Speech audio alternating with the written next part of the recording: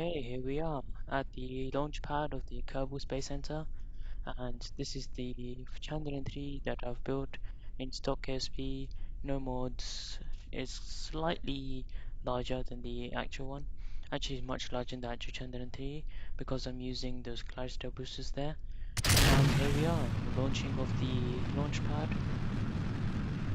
and initially we're just going to go straight up, pointing radial out on the SAS on the bottom middle. Initially, we're going to be going straight up for low Earth orbit, doing a gravity turn there. So, like Chandrayaan 3, we're also using the solid boosters initially, before switching on the liquid engines in the middle to low Earth orbit. So, the altitude is at the top over there, and the surface speed is at the bottom middle. And you can see on the left side the fuel tanks. They started off almost halfway empty, so the reason for this is because I wanted that size of fuel tanks to suit the lander and the rover in the for the whole rocket. But so I got the size right, but there was too much fuel in there, too much weight, too much delta V, so I just reduced the amount of fuel in there. And as you can see, I'm using the vector engines now. These are very powerful, much more powerful than the Reliant on the swivel engines, and they got crazy thrust vectoring, I think 10 degrees or something like that. So now you can see with in the bottom left corner we're doing, you can see the apoapsis and the periapsis. So I'm aiming for an apoapsis of around 100 kilometers, same with the periapsis. So initially just raising the apoapsis. And you can see I'm going quite shallow right now because I don't want to raise apoapsis too much, do too much, and um, I'm just trying to circularize.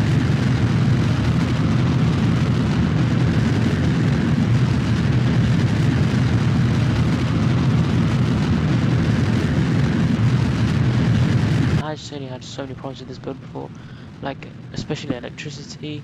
Most of the time the batteries ran out or the solar panels weren't facing the sun. So I decided it was actually going to be quite smart to put solar panels all around the lander instead of just one side. As you can see, I'm not using prograde anymore, just SAS, because I don't want to be pointing at prograde because my parallaxis is already at 100 kilometers and my parallaxis is still much lower. So right now I'm just going to create a maneuver node at apparatus, burning directly horizontal, and you can see I'm just stopping there where the parallaxis is reaching 100 kilometers. So actually, I've done quite a bit of research about Chandrayaan 3, and I was quite confused about what kind of orbit they were doing because they want to go to the South Pole of the Moon. And I'm pretty sure going on an equatorial orbit to the Moon, you're not going to go to the South Pole. So I knew they had to do a polar orbit. So when they did that transition, I was quite confused. And after a bit of research and a bit of thinking, which is quite difficult for me, I found out that, well, actually, um, it's just a normal transfer an equatorial orbit to another equatorial orbit, and then they do a normal or an anti-normal burn at the moon to change the equatorial orbit to a polar orbit.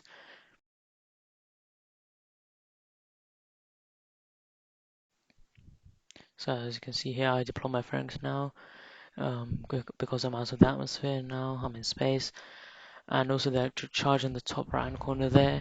I'm trying to keep that up, keeping an eye on it, making sure it doesn't run out and I don't lose control of my spacecraft here. I think this is a major milestone for India. So actually what Chandrayaan 3 is going to do is increase its orbit 5 times. And the fifth time increases orbit is the translunar injection.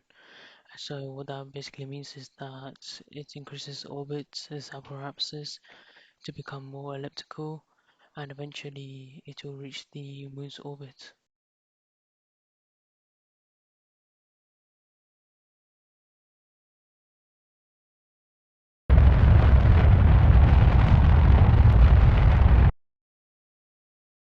and it will time it just right so that when it reaches its apoapsis, it will be in the moon's sphere of influence. It will be affected by the moon's gravity.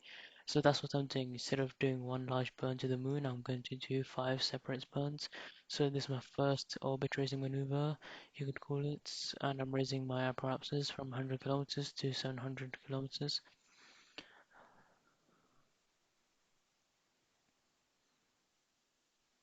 So yeah, unlike the original Chandrayaan 3, I don't have to wait for the whole month. Rather, I can use a useful tool called time warp. Makes things much faster because I'm quite a bit impatient. So yeah, I'm just keeping an eye on the electric charge because the first time I put the solar panels on only one side of the land for some reason, and then I realized it'd be smarter to put it on all four sides so that no matter what my orientation is, I'm generating electricity whenever I'm in the sun.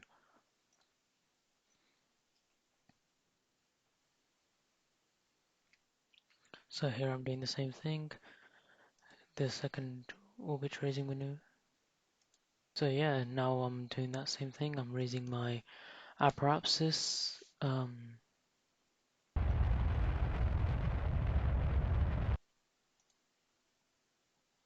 So now I'm raising my apoapsis from 1.4 million kilometers to 2.8 million kilometers. So the next burn, the fourth orbit raising maneuver, will be raising my apoapsis from 2.8 to 5.5 million kilometers roughly. And a useful tip that I learnt from a famous KSP YouTuber, Matt Lown, is that you take your burn time, in my case is 3 seconds, you half that, 1.5 seconds, and when t minus 1.5 seconds you start your burn. And basically what that does is saves you fuel and increases efficiency. So shout out to Matt Lown there. I'll put a link on the description to his YouTube channel, and no, this is not sponsored by him. And now I'm just creating my fifth orbit raising maneuver, the translunar injection. And you can see I'm deleting the maneuver and recreating it because when I time warp for the moon to be in the right place, for some reason the intersection doesn't show, or at least that's what I find. It might just be me.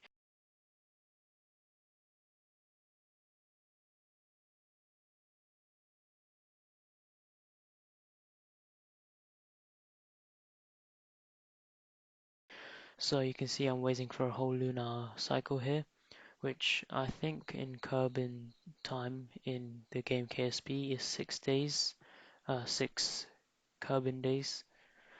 So we're not going to have to wait for as long as Chandrayaan T has to wait, which is roughly a whole month. You can see I'm just adjusting my periapsis there. I'm trying to get as close as possible.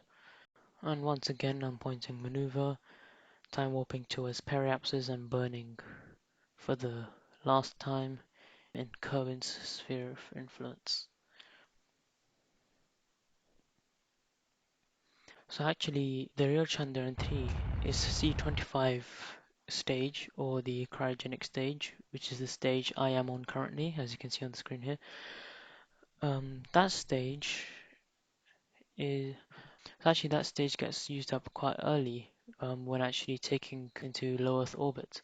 But I have so much delta V that I'm still using my C25 stage, and you can see that later on I get rid of the C25 stage in a questionable way. And it also means I don't have to worry so much about efficiency. However, I'm doing this for the sake of simulating it.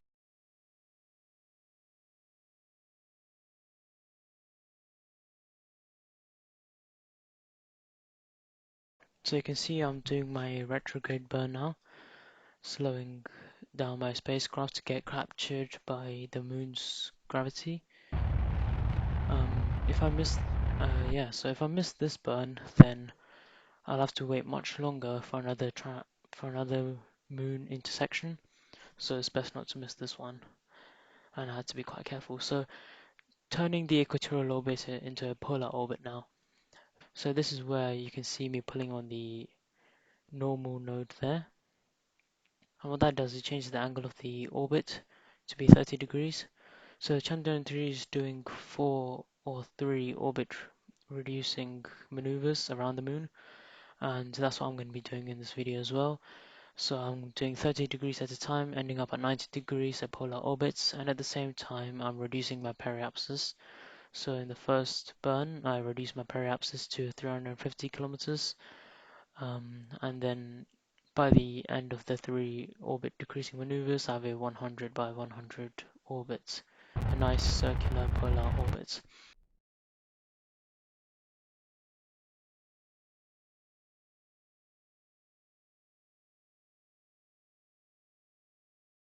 For my second orbit reducing maneuver, aiming for roughly 60 degrees, I'm pulling on retrograde, and on the bottom left corner you can see the apoapsis that I'm planning, or periapsis in this case, and I'm aiming for that to be roughly around 100 kilometers.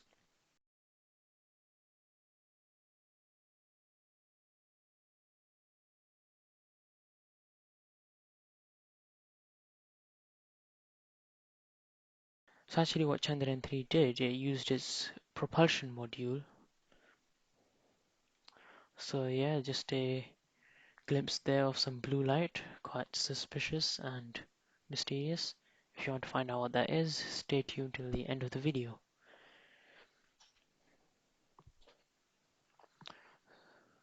So you can see I'm just coming up on my burn there.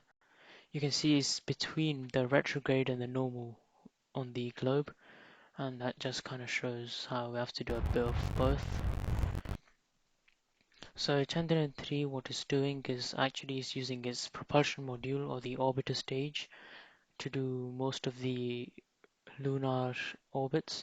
However, because of my extra fuel in the C-25 stage, I'm using that instead.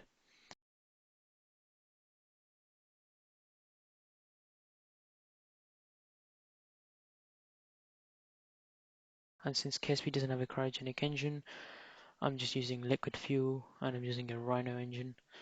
And for the orbiter module, I'm using a Terrier engine.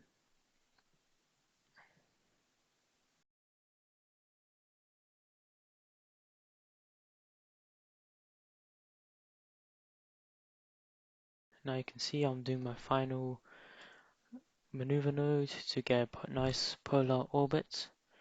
The video is a bit sped up, and yeah. So now you see that message on the top middle says cannot delete maneuver node. Now this is quite interesting. Basically what that means is my spacecraft doesn't have connection with the Kerbal Space Center on Kerbin. Basically lost connection. But when I turn around onto the other side of the moon, you can see that green line pointed by my cursor there. That shows that I do have connection, and I can edit my maneuver nodes. So yeah, you can see again when I'm on this side of the moon, there's no green line, I don't have connection, and I can control my spacecraft.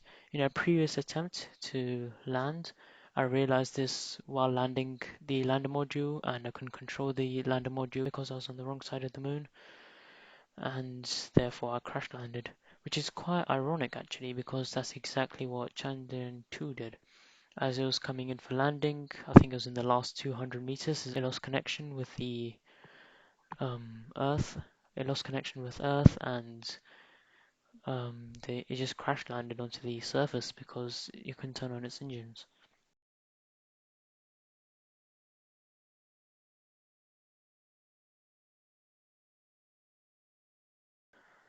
So yeah, to solve that problem, I'm just timing it so that when I am landing, I'm on the right side of the moon's surface, and I do have connection and control. However, it's not exactly the same. The reason why Chandrayaan 2 lost control is slightly different. It's different how it works in KSP. So what I'm doing here, I'm just burning retrograde. So this is how I get rid of my C-25 stage. I burnt retrograde, so I'm on a crash trajectory with the moon. I just separated from the C-25 stage, and I'm just sending that into the surface of the moon. Because from my point of view, leaving space debris is not a good thing at all. I've learned that lesson. So I thought it was more moral and a better idea to just send it crashing onto the moon, leaving millions of debris there for millions of years.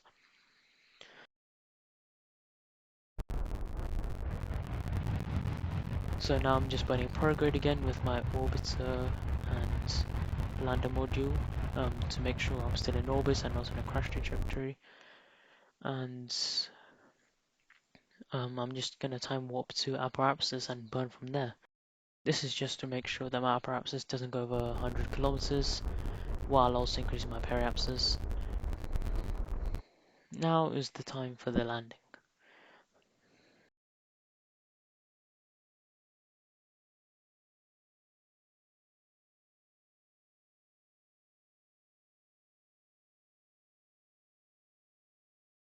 Now I'm just making sure I'm controlling the actual lander module. I just decoupled and I create a maneuver node roughly at the equator points. Um, just a rough guideline to land at the South Pole. You don't have to do it there, you can do it much earlier, but because of the power of the engines, I decided to do it then. You can see me, I was pointing at the speed and the burn time at the maneuver nodes. So yeah, you can see I'm just going to burn retrograde like I do the C25 stage, but much more planned this time, and hopefully not on a crash trajectory. And hopefully I'm not going to crash.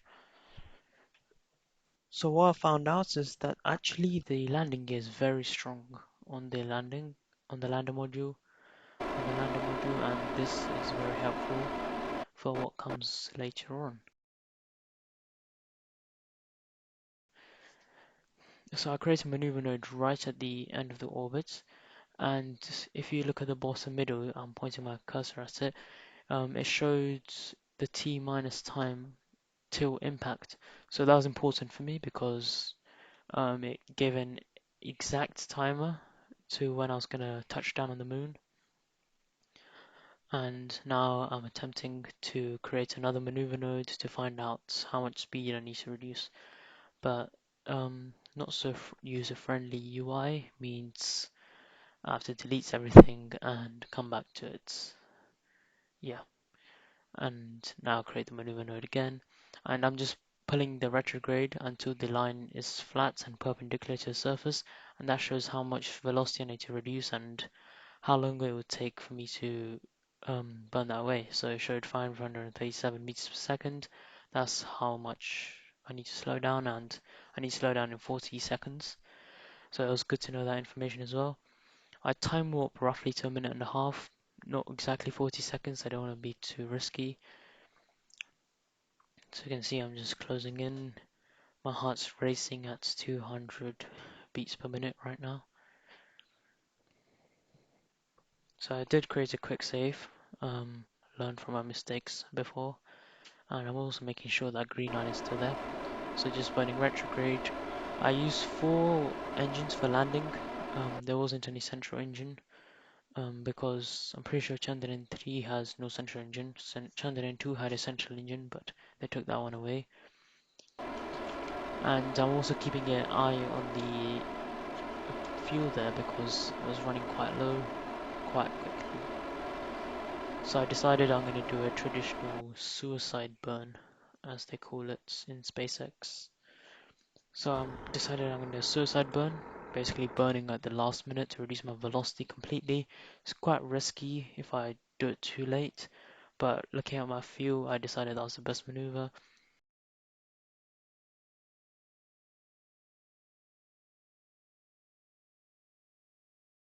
I did the SAS to retrograde.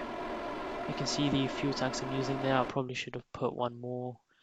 It wouldn't have added too much weight, and considering I had so much fuel in my orbiter module, I could have just reduced that instead. So you can see I have very little fuel left now, and I'm still falling quite fast and accelerating quite fast. And now is the part where my heart jumps out of my chest. Yeah, luckily, luckily nothing broke. It bounced, it rolled, but it landed on 2 legs and eventually was stable. I probably could have done a better landing if I added more fuel and I planned it a bit more precisely, because it turned out I also landed on the side of a crater. I guess that was also kind of helpful because the 45-degree angle meant I didn't take a direct impact. Um, and I don't know if the physics work like that, but probably reduce the chances of damaging my landing legs. And at this point, I'm jumping out of my chair because I was so excited. So Chandrayaan 3 is gonna land according to plan on the 23rd of September. And now you can see the rover. There it is, just decoupled and ready to explore the surface of the moon.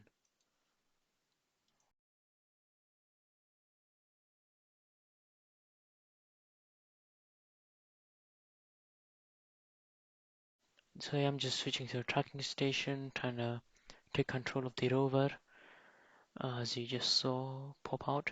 And here's the orbiter module. The propulsion module is gonna, in Chandrayaan 3, is gonna relay information from the lander to Earth. In KSP, that's not needed, but it's still a good detail to have in there.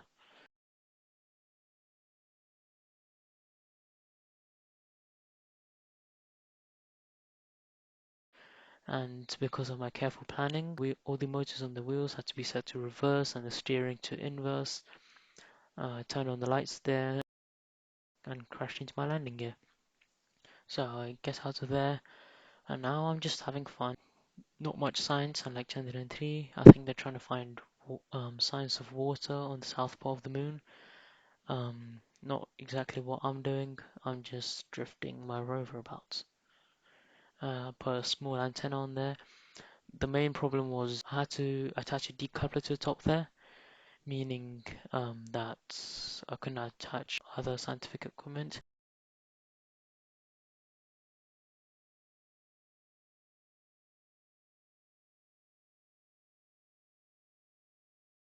And here are the blue lights. It turns out they're just strip lights.